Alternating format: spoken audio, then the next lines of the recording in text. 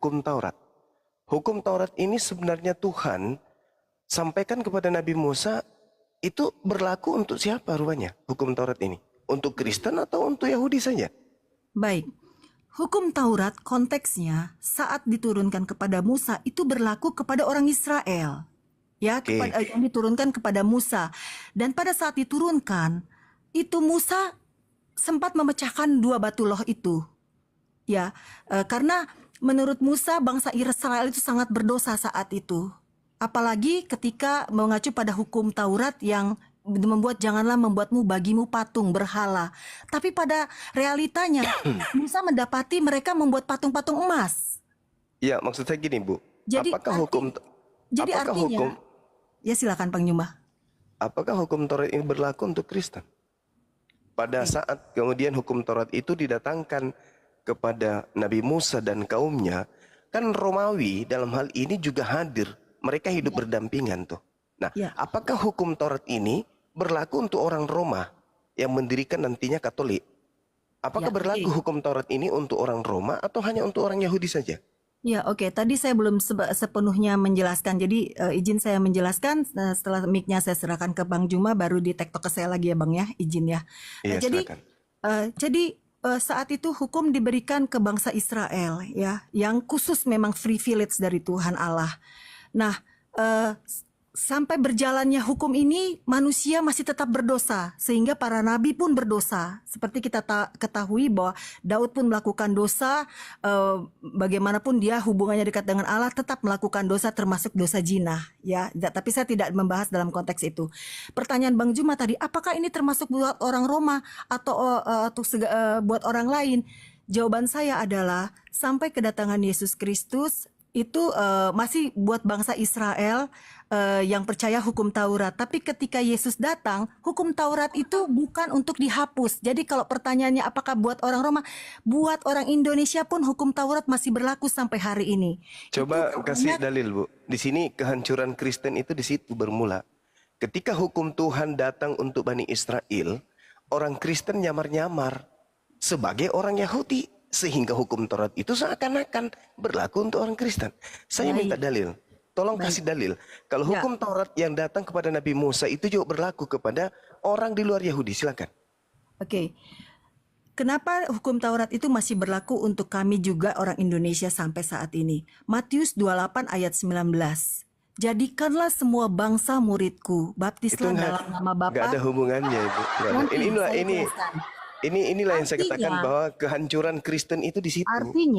Artinya apa yang menjadi ketetapan dari Allah yang digenapi oleh Tuhan Yesus Kristus itu tetap berlaku ke seluruh bangsa. Dalilnya, saya butuh dalil. Kita butuh dalil. Tadi kan saya bilang Matius 28. Dan ada saya nggak boleh. Dan ada Matius yang dibilang bukan meniadakan hukum Taurat. Mungkin ayatnya Bapak bisa. Matius 5:19. Jadi gini, Ibu, yang saya tanya, apakah hukum Taurat yang datang kepada Nabi Musa itu berlaku kepada bangsa lain di luar Bani Israel? Dalil. Dalilnya mana? Berlaku. Makanya tadi saya katakan Matius 28 ayat 19. Lah, itu bukan hukum Taurat itu. Bukan, itu bukan maksud hukum saya Taurat itu. Pengajaran Yesus itu berlaku ke seluruh bangsa, sehingga Matius 5 ya tadi ya, itu terdapat di Matius 5 atau berapa yang dikatakan, sekali lagi saya katakan, aku ingin menggenaki hukum Taurat. Sekali lagi yang saya tanya mengenai hukum Taurat, bukan mengenai kekristenan, pergilah ke seluruh dunia, jadikanlah orang jadi Kristen. Bukan Bang Juma. Bang Juma jangan gagal paham ketika menginterpretasi. Ibu yang gagal paham. Gini. Hukum Taurat itu kan hanya untuk Bani Israel. Anda membatalkan hukum Tuhan itu untuk Bani Israel, seakan-akan hukum itu untuk orang Kristen juga. Mana dalilnya? Tadi pergilah kan ke seluruh. Iya, oke, sabar Bu, sabar. Pergilah ke seluruh dunia, jadikanlah seluruh bangsa menjadi muridku, menjadi Kristen, bukan menjadi penganut Taurat, menjadi Kristen. Yang saya tanya, apakah hukum Taurat ini hanya untuk Bani Israel? Yes, dalilnya lengkap kalau itu hanya untuk Bani Israel. Nah sekarang kalau untuk orang luar Yahudi, mana dalilnya? Sekarang saya tanya sama Bang Juma, apakah Silakan. sampai sekarang kita masih boleh membunuh? Tak ada hubungannya dengan hukum Taurat itu, Bu. Nah, saya tanya dulu, bolehkah kita membunuh? Tidak boleh, tidak boleh. Ada di hukum Taurat itu? Ada. Oke. Bolehkah kita berjina dalam hukum Tidak Kristenan? Tidak boleh. Tidak boleh. Bolehkah bersaksi dusta? Sekarang Tidak begini, boleh. Ibu Makanya hukum dengar saya. Taurat itu. Nanti dulu Bang Juma. Mic-nya belum saya Silakan. serahin ke Bang Juma. Oleh Jadi sebab nggak bisa itu, diskusi, semua yang nggak tercantum pernah dalam bisa hukum diskusi Taurat seperti itu tidak itu. bisa dilakukan meski itu zaman sekarang. Kan tadi saya sudah sampaikan. Ibu, Makanya hukum dalilnya mana? Saya minta yang tadi dalil saya loh. sudah sampaikan, yang tadi di Mana hukum dalil? Matius, yang di Matius saya bilang Matius bahwa itu aku datang ajaran untuk menjadi Kristen. Ajaran untuk menjadi Kristen. Yang saya tanya hukum Taurat. itu pertama. Keduanya, dia bilang aku datang bukan meniadakan hukum Taurat. Yes, itu Yesus. Yang saya tanya Kristen. Ya Yesus kan? itu orang Yahudi. Ibu, Yesus itu orang Yahudi, Bu. Yang saya tanya ini Kristen. Yang bilang Yesus bukan orang Yahudi Ya, siapa? maka dari itu Itu memang tidak orang lucu. Yahudi. Tidak lucu kalau Anda mengambil jawabannya itu dari pernyataan Yesus. Yesus itu orang Oke, Yahudi. sekarang saya Aku kembalikan sama Bang Juma. Silakan. Apakah tidak berlaku lagi hukum Taurat itu bagi umat Kristen di modern ini? Justru karena itulah yang saya tanya, apakah hukum Taurat itu didatangkan Tadi kan oleh saya sudah jawab masih berlaku. Bang Mana Juma bilang dalilnya? tidak. Mana Sekarang dalilnya? mana dalilnya? Tadi Mana saya dalil? sampaikan dalilnya, tapi Bang Juma tidak Matius 28 sepakat itu- dengan dalil itu. Makanya sekarang saya bertanya Matius sama Bang Juma. 28 itu Menurut bukan Bang Juma, untuk- apakah masih berlaku? Karena Tidak kan Bang Juma ada menolak hukum. argumen Aduh, saya. Ibu, jangan gila permanen dong, Bu. Enggak, saya Jangan nggak gila gila, permanen jangan dong. framing Bang Juma. Saya nggak ada framing Bang Juma loh dari tadi. Saya mengatakan Anda gila. Kenapa? Karena tidak ada hukum Taurat untuk orang di luar Yahudi. Mana Kalau tidak dalilnya? ada kan bukan berarti saya gila. Karena kalau gila itu kan Gila Anda dong. Itu identifikasinya gila harus dengan namanya. dokter jiwa. Itu gila namanya. Oh, tidak, Karena ada parameter kegilaan. Anda bisa Ada. terkena Ketika loh. hukum Taurat Rasul itu loh. hanya untuk orang Israel, Tidak bisa tapi Anda mengframing kemudian orang gila ketika Anda tidak Anda buktikan gila, Anda gila. kegilaan, Pokoknya Anda gila, Anda gila. kejiwaan. Anda kejiwaan, kena penyakit jiwa Anda itu. Nggak boleh Bang Juma. Saudara, sekarang begini. Nggak boleh Anda framing Hukum. orang gila. Dengar dulu, Ibu, dengar, Orang dengar. gila. Boleh dengarkan saya. Jangan Bang Juma udah Adalah terjebak. Mic orang yang belum saya salah, serahkan ke kan Anda loh. Mic kehendaknya belum saya kepada serahkan orang ke Anda. lain, itu Mic-nya baru belum saya gila. serahkan ke Anda. Baik. Diam dulu. Itu Mic baru belum saya gila. serahkan. Nah, Bu, Bapak Bu dari dengar. tadi bertanya tapi menjawab sendiri. Dengarkan Iya, saya, jangan iya. gila permanen. Saudara-saudara Kristen jangan gila permanen ya. Kalian adalah tokoh-tokoh agama di Kristen. Tolong pakai akal kalian. Mazmur 147 nomor 19 nomor 20. Apa firman Tuhan di sana? Hukum-hukumku hanya berlaku kepada Bani Israel. Aturan-aturanku yang datang kepada Yakub hanya untuk Israel. Aku Tuhan tidak memberlakukan hal tersebut kepada bangsa lain. Dalil itu. Ulangan 33 nomor 4. Hukum Taurat hanya berlaku bagi Bani Yakub. Kalian Bani Yakub? Bukan.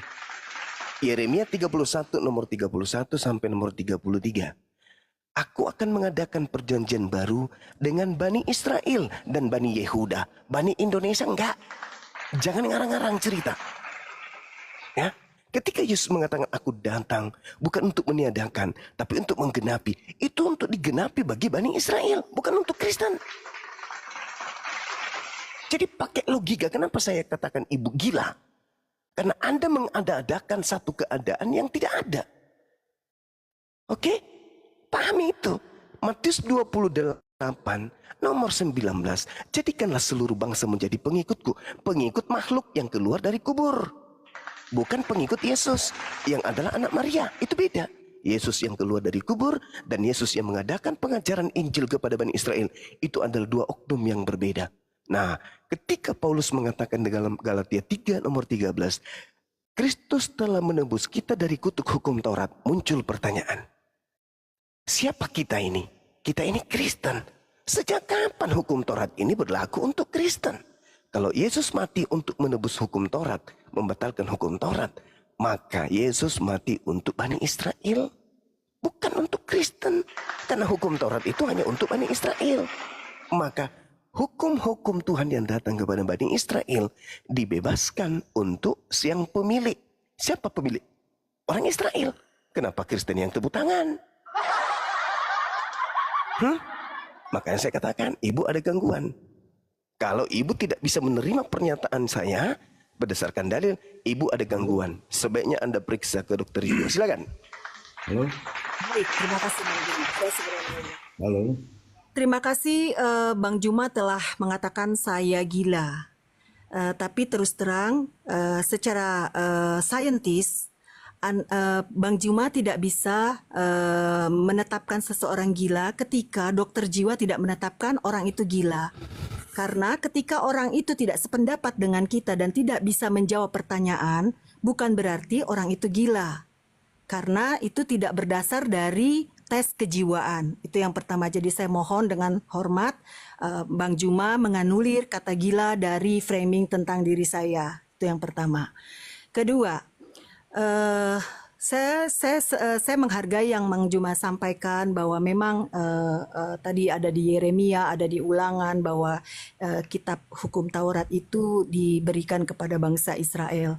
Nah, kenapa alasan saya mengambil Matius 20 ayat 19? Sebenarnya tidak hanya berhenti di ayat 19, tapi berlanjut di ayat 20 yang mengatakan, ajarlah mereka melakukan segala sesuatu yang telah kuperintahkan kepadamu. Artinya, ketika kami sudah dibaptis dalam nama Bapa, Anak, dan Roh Kudus, kami pun harus mengikuti ajaran-ajaran Yesus yang dia ceritakan, sampaikan kepada murid-muridnya dan yang dia perintahkan kepada murid-muridnya. Ketika kami tidak melakukan ajaran yang diperintahkan kepada murid-muridnya, termasuk melakukan hukum Taurat, berarti kami tidak menerima perintah yang dilakukan Tuhan Yesus. Itulah mengapa saya menjawab secara eksplisit bahwa Tuhan Yesus itu memerintahkan kami melakukan hukum Taurat. Dasar yang pertama itu.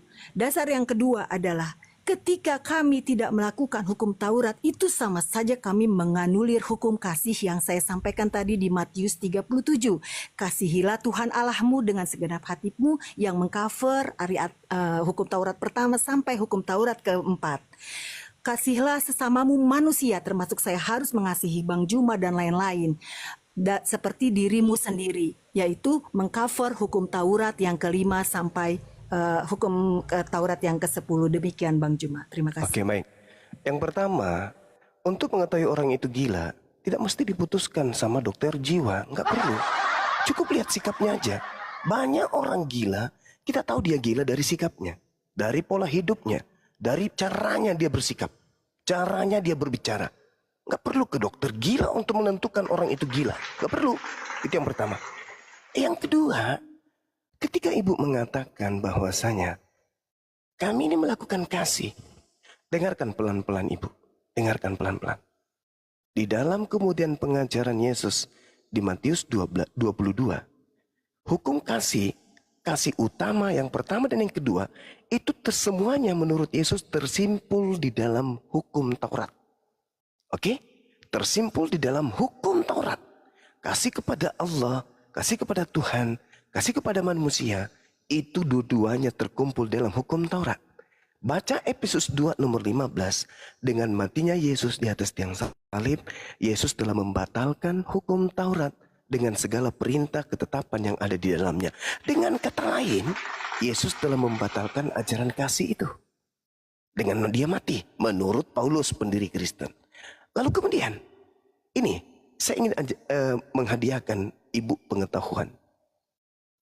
Lukas 16 nomor 16, hukum Taurat dan kitab para nabi berlaku sampai pada zaman Yohanes.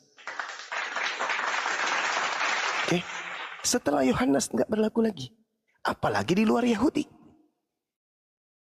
Ini yang saya minta dari tadi. Mana dalilnya hukum Taurat itu untuk Kristen? Tidak ada. Berarti ketika Yesus mati di atas salib untuk nebus kutuk Taurat, berarti Yesus mati untuk yang mempunyai hukum, yaitu Bani Israel. Seibarat Indonesia punya undang-undang KUHP dibubarkan, maka Indonesia rakyatnya yang dibebaskan dari undang-undang tersebut.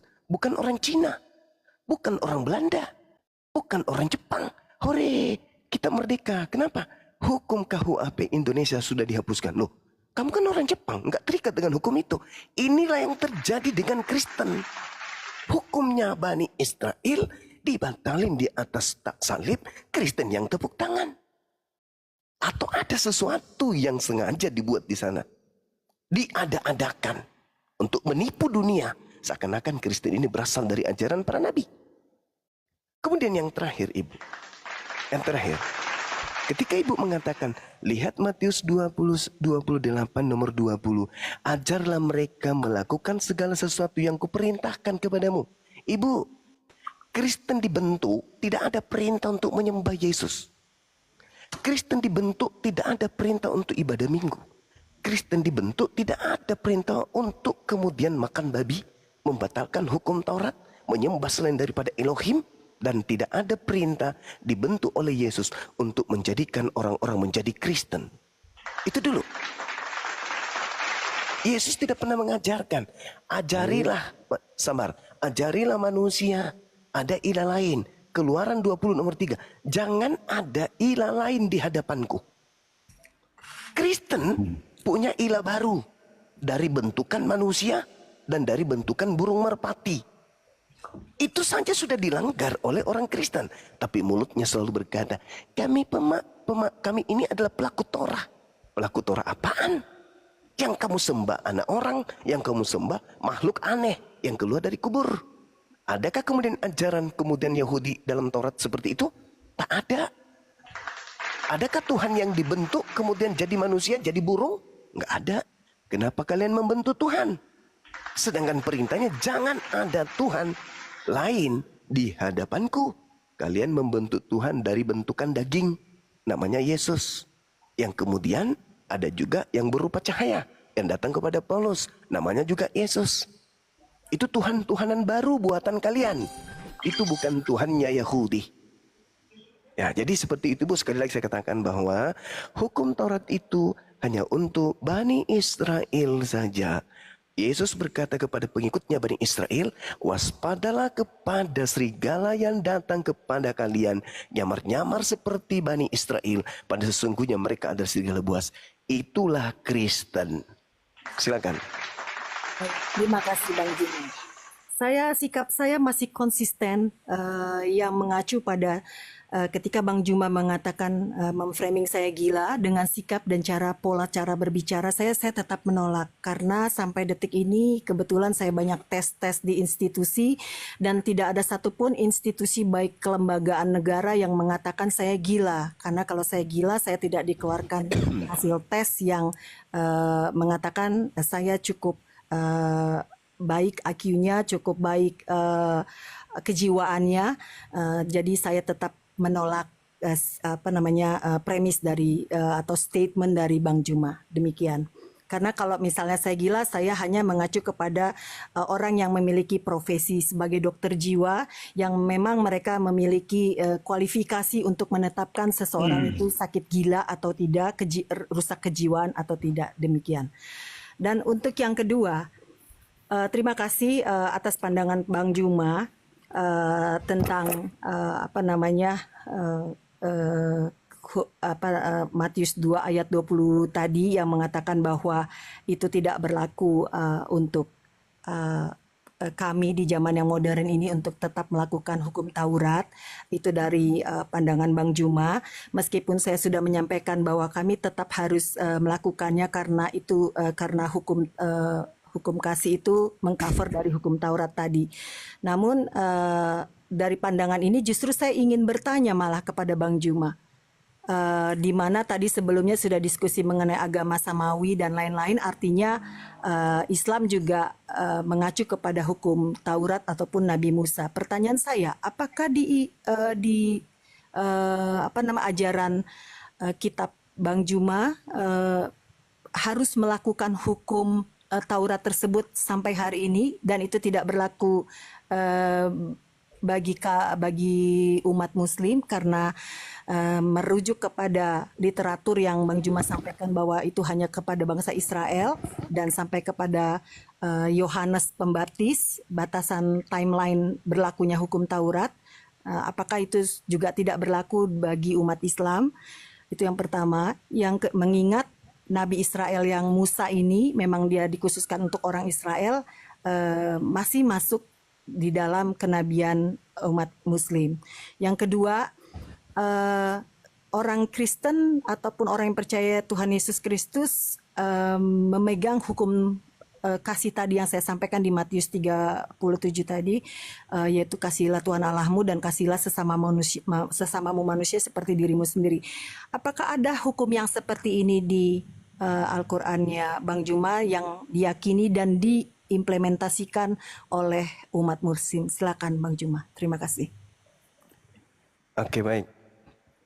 Yang pertama, saya masih konsisten dengan pernyataan saya. Kalau ibu itu saya identikkan seperti apa yang saya katakan tadi, bukan karena ibu itu makan sampah atau tidak mandi atau ibu itu tidak mengurus tubuh Anda sampai saya mengatakan itu, enggak. Tetapi saya berpola kepada Markus 5, di mana ada orang gila yang kemudian karena kegilaannya dia lari menuju kepada Yesus dan menyembah Yesus. Dan setelah kemudian dia tidak gila lagi, setelah dia waras, dia berhenti menyembah Yesus. Itu maksud saya, Ibu, ya. Baca Markus 5 dari nomor 1 sampai nomor 20. Mudah-mudahan Ibu bisa paham apa maksud saya mengatakan ibu itu gila. Karena Yesus itu jelas manusia. Yesus itu jelas adalah anak Maria. Tapi dianggap Tuhan. Habis itu Ibu mengatakan Ibu tidak melanggar hukum Taurat. Kami masih melakukan hukum Taurat. Tapi Ibu menyembah manusia. Itu kan bukan normal lagi. Itu gangguan itu, Ibu. Nah, kemudian ketika Ibu berbicara mengenai apakah dalam Islam itu ada pengajaran Taurat, masih menjalankan Taurat. Ibu, umat Islam itu orang waras, Bu. Hukum Taurat itu untuk Bani Israel, bukan untuk kami umat Islam. Bukan.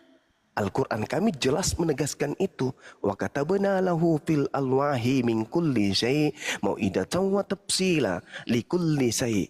Fahuzha biquwah wa mur qaumaka ya'khuzu bi ahsaniha saurikum daral fasiqin. Wahai Nabiku Musa, peganglah Taurat itu dan ajarlah kemudian kaummu untuk berpegang teguh kepada hukumku itu sebaik-baiknya. Al-Quran mengatakan hukum Taurat untuk kaumnya Nabi Musa alaihi salam.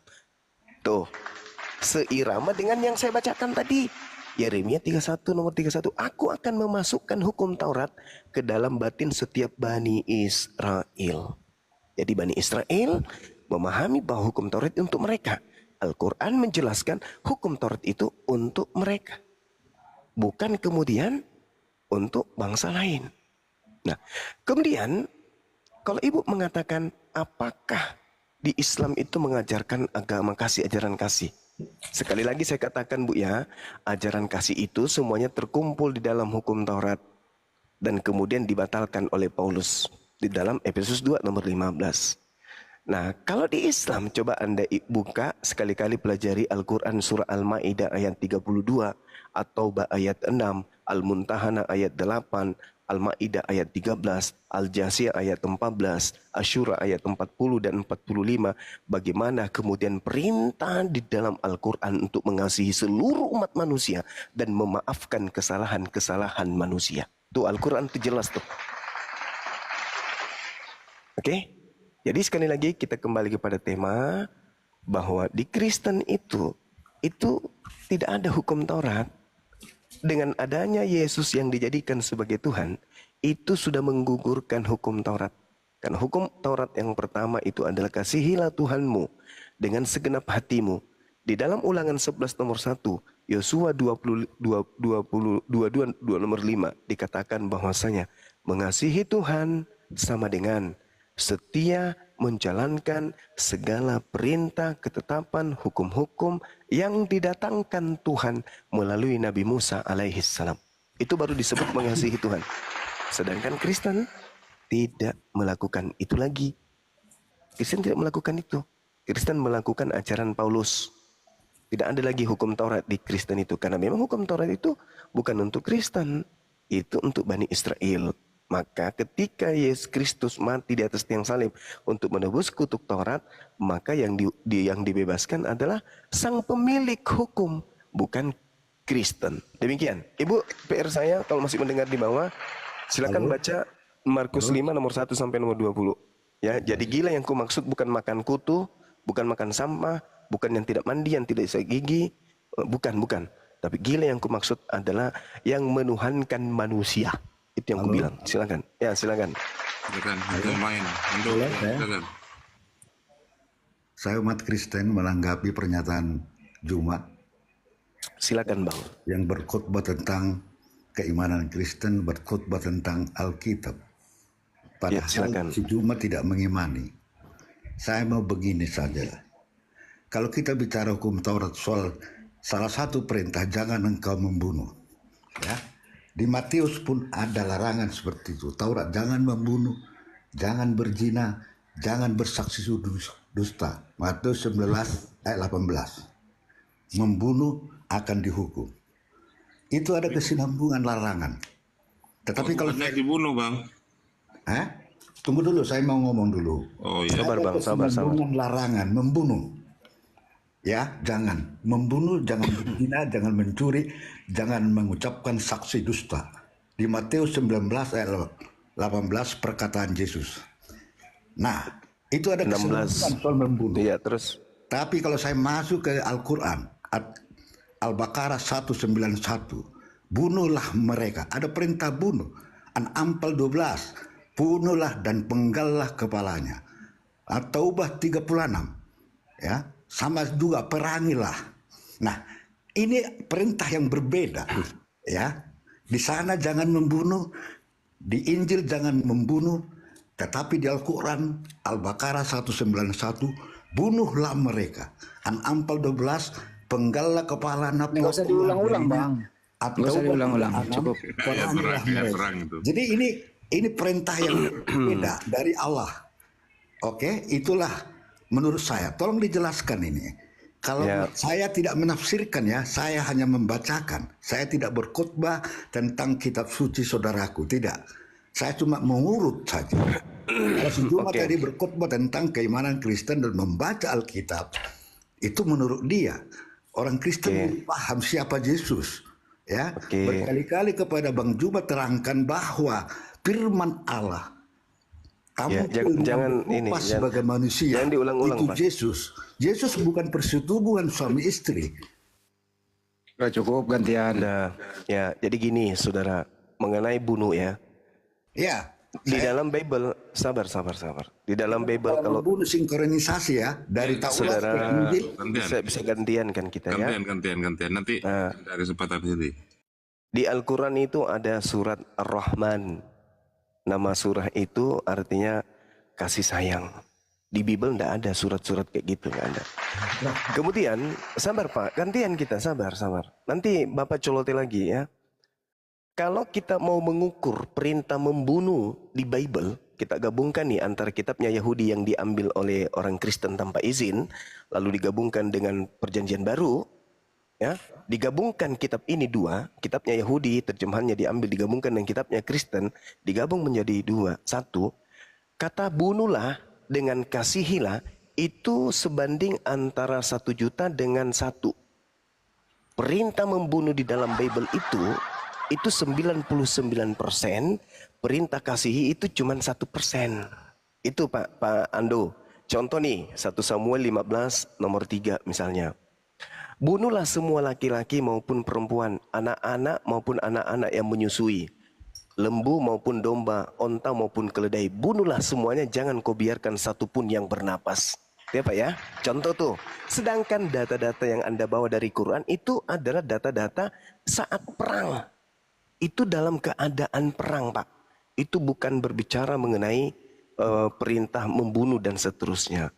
Kemudian, sabar ya, kemudian ketika Anda mengatakan terkait bunuh, Matius 19 yang Anda bawa, di situ dikatakan ketika orang itu bertanya kepada Yesus, Guru, apa yang harus aku kerjakan supaya saya bisa masuk surga? Yesus menjawab, jangan kau membunuh. Nah, saya mau bertanya nih kepada Bapak, apakah membunuh Yesus itu bisa menyebabkan orang masuk surga?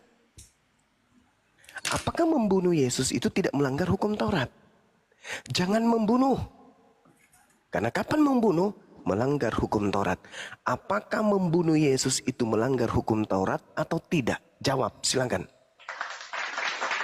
Untuk saya berbicara tadi, karena tadi terjebak kepada hukum Taurat soal larangan membunuh yang disampaikan kepada Musa. Salah satu adalah jangan membunuh.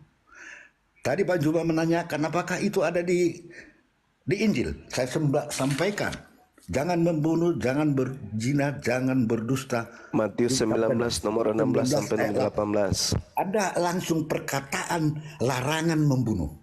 Lalu saya tarik ke Al-Baqarah, bunuhlah. Ini perintah siapa nih? Penggallah kepalanya. Ya, Tobat 36, perangilah. Ini perintah. Tadi kan saya sudah menjelaskan Bapak, itu adalah ayat perang. Sedangkan yang tertulis di dalam kitab yang Anda gunakan di dalam 1 Samuel 15 itu lagi tidak perang, tapi diperintahkan membunuh anak-anak, anak laki-laki, anak perempuan, ya, yang menyusui, bahkan anak bayi pun disuruh bunuh. Lembu, domba, onta, keledai disuruh bunuh, dan itu dalam keadaan tidak perang. Kenapa disuruh bunuh? Jadi enggak usah ambil itu, bukan itu poinnya. Sekarang pertanyaan saya, ketika Anda mencoba mengatakan dalam Matius 19, jangan membunuh, pertanyaan saya, apakah membunuh Yesus itu melanggar hukum Taurat? Coba, jawab, silakan.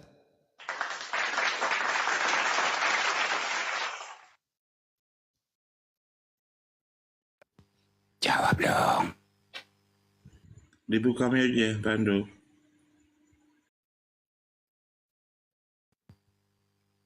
Dijawab. Bang Ando, dibuka aja.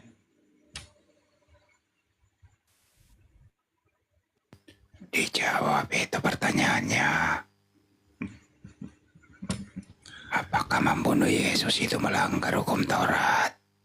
Jawab. Sikala makama itu.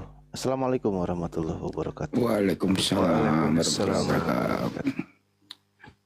Sikap malakama itu ya. Ingat ya Pak ya, Anda ditunggu di 1 Korintus 15 nomor 17. Dan jika Yesus tidak disalibkan, tidak dibunuh, tidak dikuburkan, tidak dibangkitkan, maka sia-sialah kepercayaan kamu dan kamu masih hidup dalam dosamu. Artinya apa? Iman Kristen itu ada dari hasil dosa melanggar hukum Taurat. Karena membunuh Yesus itu melanggar hukum Taurat. Dengan melanggar hukum Taurat, maka muncullah agama Kristen. Jadi agama Kristen ini hadir akibat pelanggaran terhadap hukum Taurat. Jedar. Tanpa pelanggaran kepada hukum Taurat, Kristen tidak ada. Jadi agama Kristen ini berasal dari pelanggaran terhadap hukum Tuhan. Itu dalilnya. Silakan kalau masih mau lagi. Bang Juma, Ya.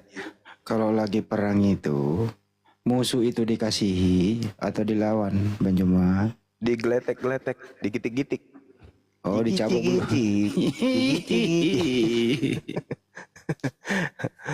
Ya, jadi ya silakan, masih ada Bu, silakan. Ya, tadi maaf teman-teman, tadi saya lowbat banget, jadi saya tadi turun itu.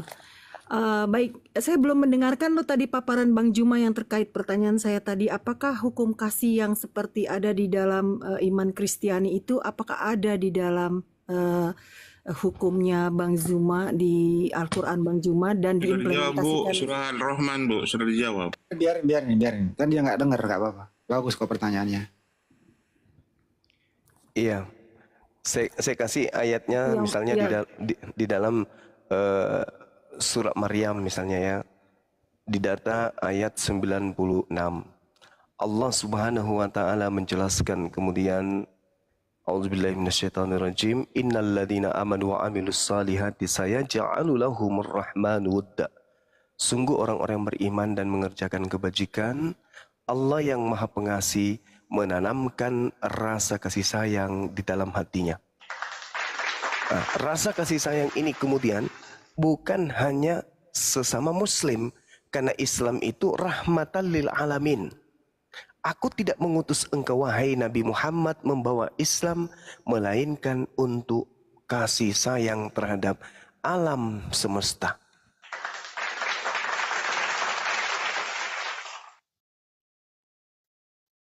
Oke. Itu ya Bu ya? Ya, sampai situ. Baik, saya menerima Bang Juma.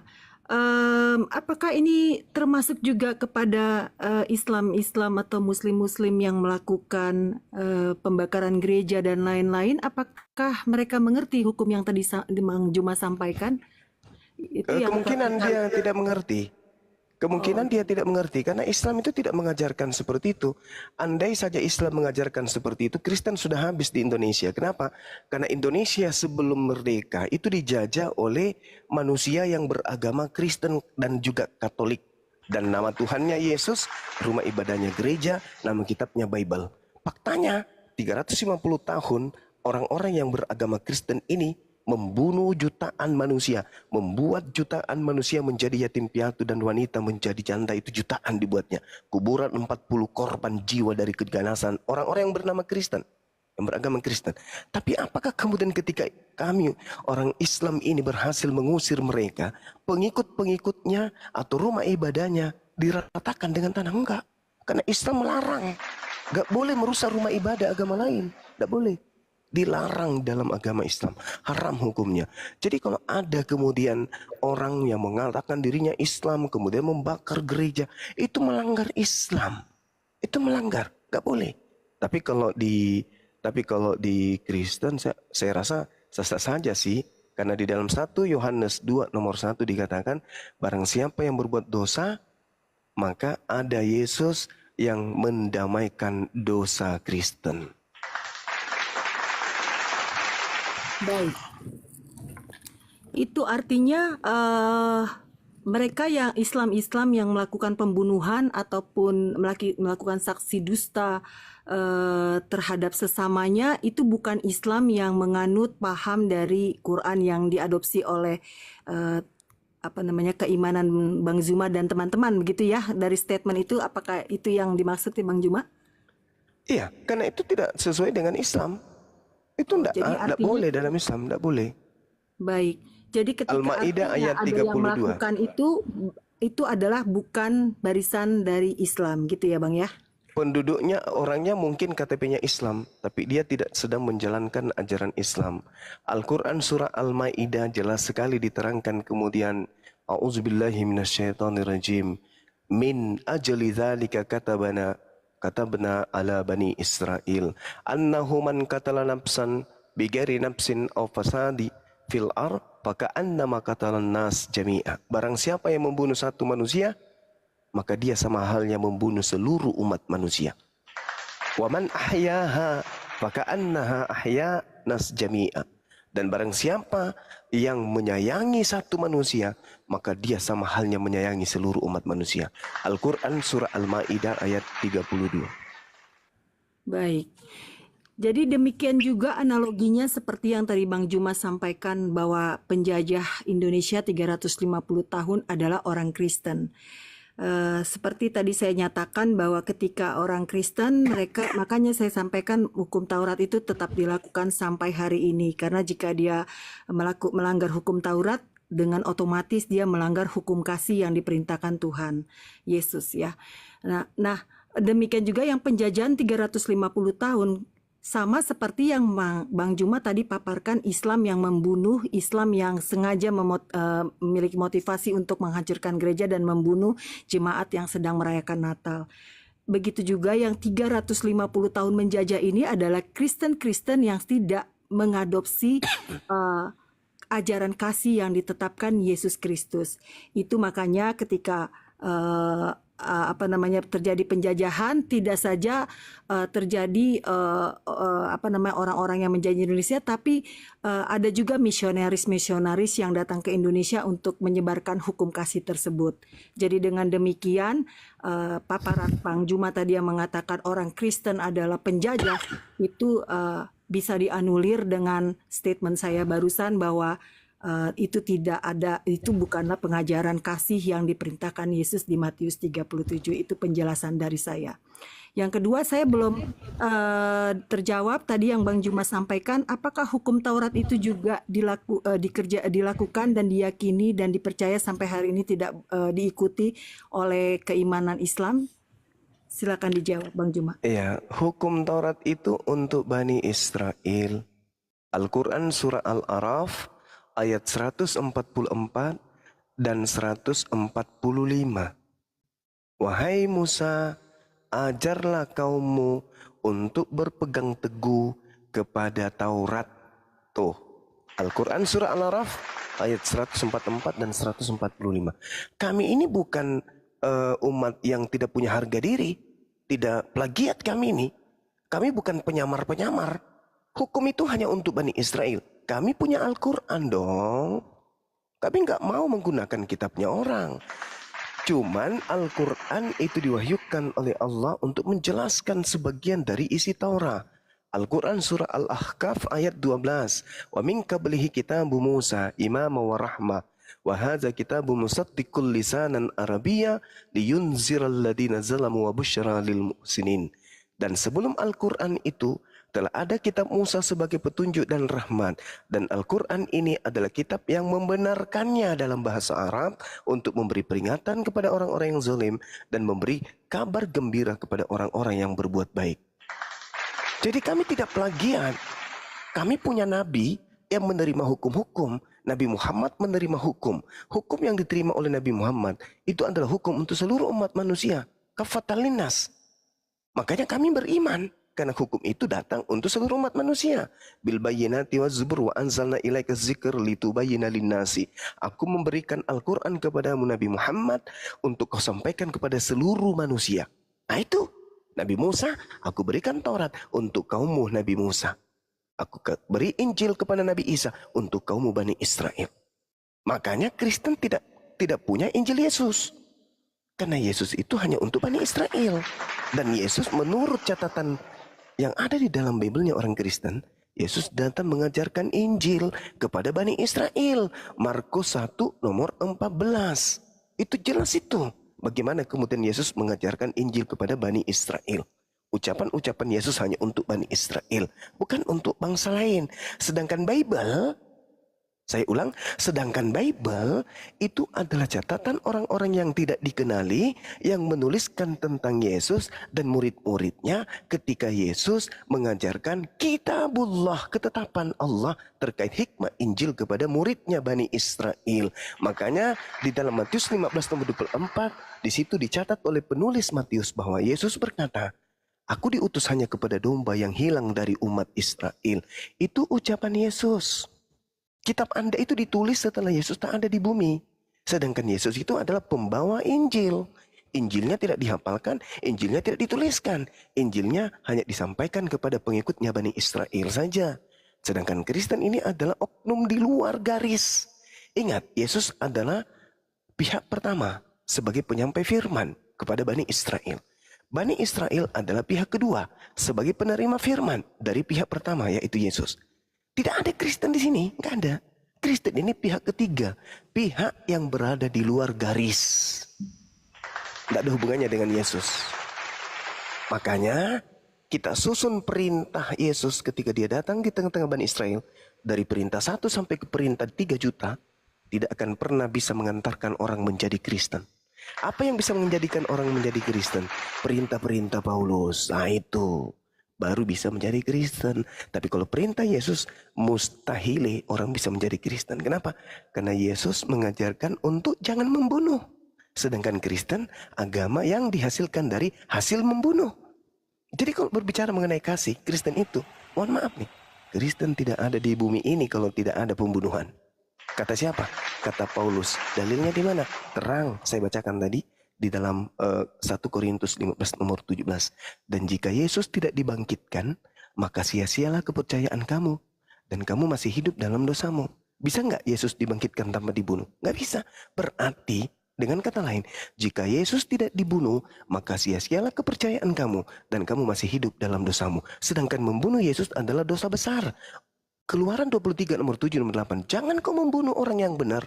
Jangan kau membunuh orang yang tidak bersalah. Sebab aku Tuhan tidak akan membenarkan orang yang bersalah. Amsal 6 nomor 16.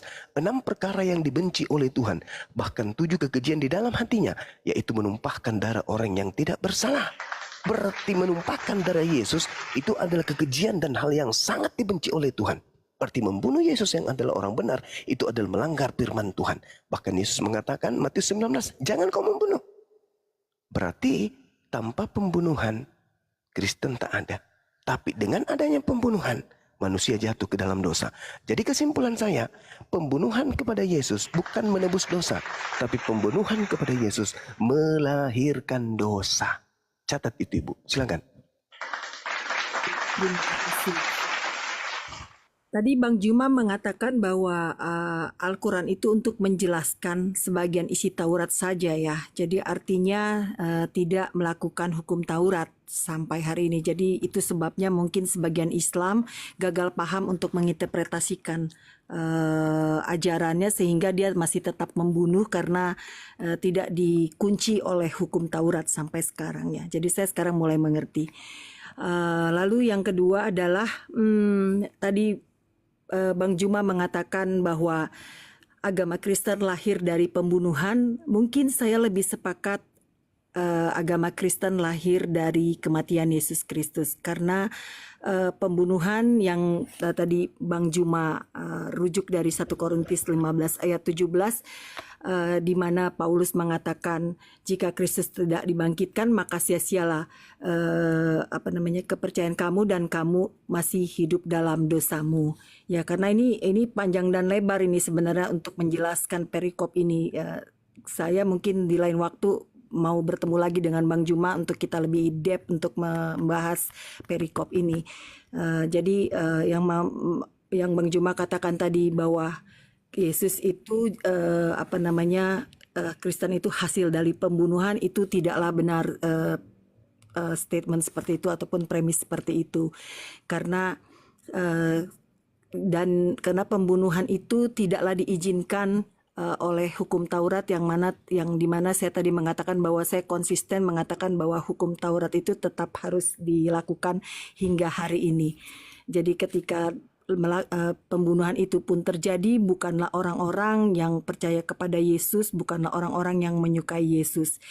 Yesus dibunuh oleh orang-orang yang memang membenci Yesus. Jadi bukan orang-orang yang memang mengikuti ajaran Yesus saat itu, bukan orang-orang yang menyerahkan dirinya untuk dibaptis oleh Yohanes saat itu, karena saat itu adalah Yohanes menjadi Yohanes Pembaptis di zaman Yesus memberitakan Injil ataupun bukan Injil, saya ralat, di zaman Yesus berada di dunia saat itu. Jadi untuk selanjutnya mungkin saya akan masuk ke Komal Bang Juma, karena malam ini saya tadi udah live dari pagi. Mohon izin kita bisa sambung di Komal berikutnya Bang Juma. Salam kenal dari saya. Iya, sama-sama Ibu. Terima kasih telah melakukan pencerahan dan diskusi. Buat Bang Handi juga terima kasih, salam kenal. Tadi mohon maaf agak sedikit ini tektokan karena tadi saya memang sengaja lagi kulo nuwun aja karena saya tadi habis kirim message sama Bang Arif ya. Makasih Bang Arif hostnya telah mengundang saya untuk berdiskusi di ruangan ini. Buat teman-teman yang lain mohon maaf jika ada salah kata maupun hal-hal yang tidak menyenangkan. Terima kasih, salam damai semuanya. Mohon izin saya turun, nanti kapan-kapan saya bisa bertandang ke rumah-rumahnya Bang Juma. Baik. Ya. Terima kasih. Silakan Ibu juga. Saya juga terima kasih dan sekalian minta maaf ketika ada kata saya yang kurang berkenan untuk Ibu. Itu hanya sekedar untuk bahan kita untuk berpikir ya. Oke, saya lanjutkan. Ibu terima kasih, sehat selalu. Saya menunggu. Ya, baik. Saya menunggu Ibu kapan hari lagi untuk berdiskusi dengan saya ya. Baik. Saya ingin ya oke. Saya ingin izin aku live ya. Terima kasih ya, teman-teman. Makasih Ibu, makasih. Makasih. Selamat malam semua. Ya, Ibu. Jadi teman-teman sekalian, Ibu ini mengatakan bahwa pantasan aja di Islam itu masih bisa membunuh kata dia kan. Nah, ini cara licik yang memang diajarkan dari agamanya gitu. Mereka harus cerdik, ya cerdik seperti ular. Memang seperti itu mereka. Di dalam 1 Filipi 1 nomor 18 terkait pemberitaan tentang Yesus, mereka boleh dengan cara menipu, dengan cara jujur, dengan cara palsu boleh, mengelabui boleh. Padahal tadi saya sudah membacakan ayatnya. Barang siapa yang membunuh satu manusia, sama halnya dia membunuh seluruh umat manusia. Ada nggak dalil itu di kitab mereka? Nggak ada. Nggak ada. Nggak ada. Al-Quran mengatakan walladzina la yud'una ma'allah ilahan akhara ولا يقتلون النفس التي حرم الله إلا بالحق ولا يزنون ومن يفعل ذلك يلقى أثاما. Al-Quran mengatakan itu. Tidak boleh membunuh. Tidak boleh membunuh. Diharamkan oleh Allah. Itu dalilnya. Tidak boleh membunuh manusia. Haram hukumnya dalam Islam. Lalu kemudian tadi sudah saya bacakan ya, dalam surah Al-Ma'idah. Jangan membunuh. Barang siapa membunuh satu manusia, sama halnya membunuh seluruh umat manusia. Sedangkan di dalam kitab mereka yang mereka pakai, yang dipraktekkan oleh Belanda. Ulangan 20 nomor 10. Apabila engkau mendekati suatu kota untuk berperang melawannya, maka haruslah engkau menawarkan perdamaian kepadanya. Apabila kota itu menerima tawaran perdamaian, tadinya kupikir, oh, ketika mau berdamai akhirnya damai-damai aja. Ternyata tidak. Apabila kemudian mereka menerima perdamaian itu, mereka membukakan pintu gerbang kotanya untukmu, maka haruslah semua orang yang terdapat di situ melakukan pekerjaan rodi bagimu dan menjadi budak bagimu. Gila nggak ini ajaran? Ini yang dipraktekkan oleh Belanda. Tapi dia orang ibu itu tadi mencoba untuk ya seperti Filipi 1 nomor 18. Tetapi apabila kota itu tidak mau berdamai, melainkan mengadakan pertempuran melawan engkau, maka haruslah engkau mengepungnya, dan setelah Tuhan menyerahkannya ke dalam tanganmu, haruslah engkau membunuh seluruh penduduknya yang laki-laki dengan mata pedang. Ini yang diperhatikan. Kemudian coba kita lihat di dalam Lukas 19 ya, nomor 27. Akan tetapi semua seteruku ini yang tidak suka akan aku menjadi rajanya, bawalah mereka kemari dan bunuhlah mereka di depan mataku. Itu dalil. Nah, di mana kemudian agama Kristen ini disebarkan dengan masuk ke satu tempat dengan tidak seperti yang diperhatikan Belanda? Ada enggak? Coba sebutkan kepada saya. Enggak ada. Ada enggak? Enggak ada ya? Ada. Lukas 19:27. Kemudian sedikit lagi teman-teman. 10 hukum Taurat itu semuanya tertuang di dalam Al-Quranul Karim. Di dalam Al-Baqarah ayat 163. Tidak boleh menyembah selain daripada Tuhannya Ibrahim, Ishak dan Yakub. Tidak boleh. Jangan ada ilah lain selain daripada Tuhannya Abraham, Ishak dan Yakub. Enggak boleh. Sedangkan mereka mengadakan Tuhan di luar Tuhannya Bani Israel. Tuhannya Abraham, Ishak dan Yakub. Pernahkah Abraham, Ishak dan Yakub menyembah anak Maria? Tidak pernah. Pernahkah Abraham, Ishak dan Yakub menyembah hakikat pencipta langit dan bumi yang maha suci lagi maha tinggi? Pernah. Nah, itulah yang kita sembah. Kemudian yang kedua, terkait dengan tidak dibolehkan, kemudian jangan ada patung dan seterusnya. Al-Quran surah Al-Qasas ayat 88. Tidak boleh membuat patung. Tidak boleh. Kemudian melarang kemudian menyebut nama Tuhan Al-Quran dengan sembarangan. Al-Quran surah Al-Araf ayat 180. Kemudian larangan membunuh. Ayat 68 dari surah Al-Furqan. Kemudian hormati kedua orang tua kita. An-Nisa ayat 36. Kemudian larangan berbuat zina. Juga tertuang di dalam Al-Quran surah Al-Isra ayat 32. Larangan keras kemudian untuk melakukan kesaksian palsu. Al-Ahzab ayat 70. Kemudian larangan mengingini yang bukan hak kita. Al-Quran surah An-Nisa ayat 54. Kemudian menjalankan hari yang ditunjuk sebagai hari yang suci bagi kaum umat Islam. Al-Jumu'ah ayat 9. Kalau hukum sabat itu hanya untuk Bani Israel. Nah, kita hari Jumat, Al-Jumu'ah ayat 9. Dia hari Minggu nggak ada dalilnya. Kemudian dilarang mencuri, dilarang merampas hak orang lain. Al-Quran surah Al-Baqarah ayat 188. Jadi 10 hukum itu ada di Islam. Tetapi apakah hanya 10 hukum? Enggak. Semua di Islam itu ada hukumnya. Masuk rumah ada hukumnya, keluar rumah ada hukumnya, masuk toilet ada hukumnya, bangun tidur ada hukumnya, mau tidur ada hukumnya, mau makan ada hukumnya, selesai makan ada. Semua di Islam itu sempurna, semua ada hukumnya, semua ada aturannya. Jadi kita nggak bangga dengan 10 hukum itu. Apa sih itu, kecil itu. Di Islam itu syarat semua dengan hukum. Hukum Taurat itu hanya untuk Bani Israel. Itu yang ibu tadi tidak bisa selesaikan. Bahwa hukum Taurat itu hanya untuk Bani Israel. Tiba-tiba dia loncat ke Matius 28 nomor 19. Pada Matius 28 nomor 19 itulah yang Yesus sebutkan di dalam Yohanes 12 nomor 31. Bahwa penghukuman dunia ini sekarang telah dimulai. Sedang dimulai. Sebab sang penguasa dunia telah dilemparkan keluar. Sejak itulah kemudian terjadi penyesatan secara sistematis terhadap anak keturunan Adam. Makanya di dalam Matius 12 nomor 43 sampai nomor 38 sampai nomor 40, disitulah mulai kemudian 38 sampai 40 itu ketika kemudian angkatan jahat ini minta satu tanda. Tanda apa? Bangkit dari kubur pada hari ketiga. Itulah mulai tanda kehancuran dunia ketika angkatan jahat ini melakukan aksi-aksinya ke seluruh dunia.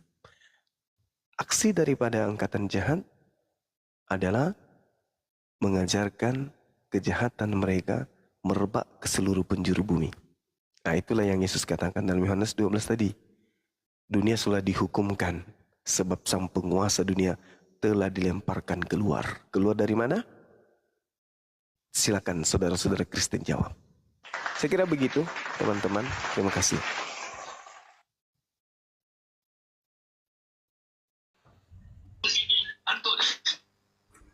Masya Allah Bang Juma. Udah mau istirahat Bang Juma? Apa belum? Mana? Lanjut Mandi, lanjut. Di sini udah 3:30, silakan. Coba sebelum Bang Juma istirahat ya, biasalah permintaan nih. Ini saya putar ya. Mudah-mudahan Bang Juma masih bisa memenuhinya nih. Assalamualaikum abangku. Tolong dibacakan surah Al-Ahzab 34, 40 lah, 41 lah, sekitar itu. Tolong ya abangku yang ganteng.